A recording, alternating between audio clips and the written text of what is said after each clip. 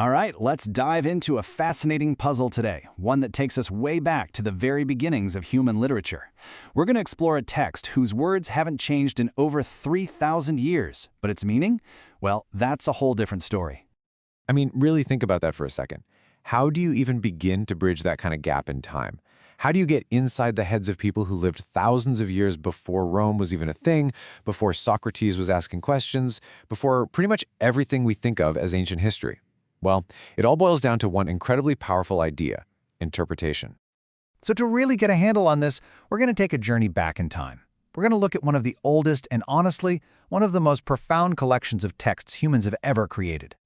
We are talking about the Vedas. And look, this isn't just one book. You've got to think of it more like a vast ancient library filled with hymns, philosophies, and rituals, all written down in a very old form of Sanskrit. These are the foundational scriptures of Hinduism, and they give us this incredible window into a really, really old layer of human consciousness. And when you hear a quote like that, it's not an exaggeration. Scholars say this because the Vedas are our earliest real glimpse into how our distant ancestors saw the world. You know, what they wondered about, what they worshipped, and how they tried to make sense of it all. To really let the age of this sink in, check out this timeline. The Rigveda, which is the oldest of the Vedas, was being put together during the Bronze Age. We're talking before the Trojan War, way before the founding of Rome, before the Greek philosophers. And here's a real mind-bender for you. Shakespeare is actually closer in time to us, right now, than he was to the people who first composed these hymns. Just wow. Yeah, so calling this a book really doesn't do it justice. It's so much more. It's like humanity's oldest library, and it captures this huge range of thought from an ancient civilization, from the really sacred stuff to the totally mundane. The range of what's inside is just staggering. Seriously, you've got everything. There are deep philosophical thoughts and myths about the gods, but then there's also practical stuff like verses for weddings and funerals, poems, and even potions and incantations. It's basically a snapshot of their entire world. But okay, trying to understand the whole thing at once is, well, it's a huge task. So for this explainer, we're going to zoom in, way in. We're going to look at the very first word of the very first hymn of the Rigveda. And here it is. This is the opening line, a line that has been chanted for thousands of years. We are zeroing in on that very first word, Agni. Seems simple enough, right? But believe it or not, locked inside that one little word is a debate that's been going on for centuries. And this brings us right to the heart of our story.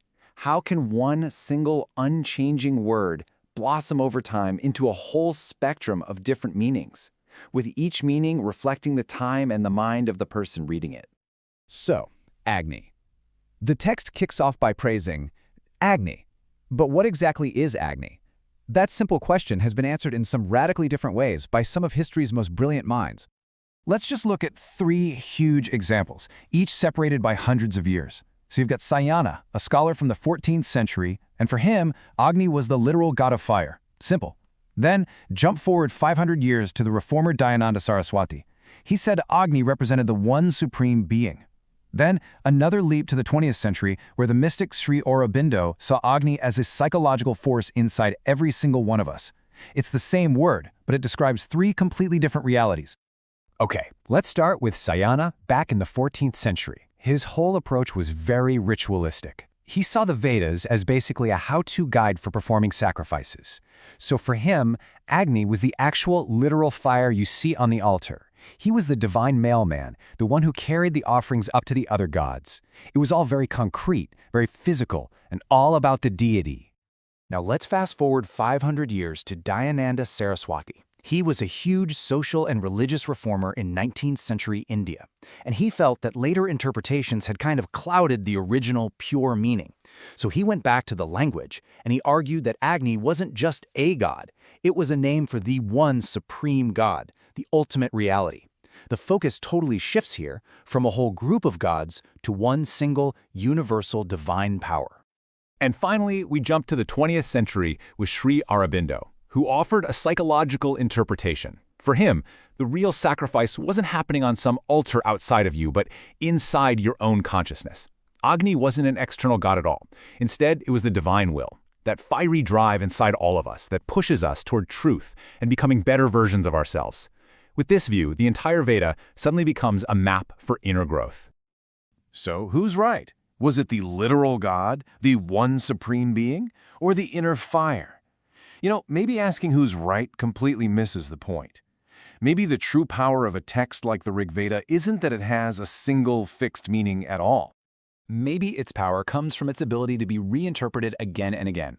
A text stays alive because each new generation can come to it, ask its own questions, and find new layers of meaning that speak to their world. So, Sayana's ritualism, Dayananda's reformism, Aurobindo's mysticism, these aren't just different readings. They are a conversation happening with the text across thousands of years. And that cycle is what turns an ancient document into a living, breathing tradition. Which leaves us with one last big thought to chew on. Is meaning something we find inside a text, like an archaeologist digging up a fossil, or is it something we help create in a conversation with it? The way you answer that, well, it might just change how you look at every single thing you read from now on. And that is the enduring power of the unchanging word.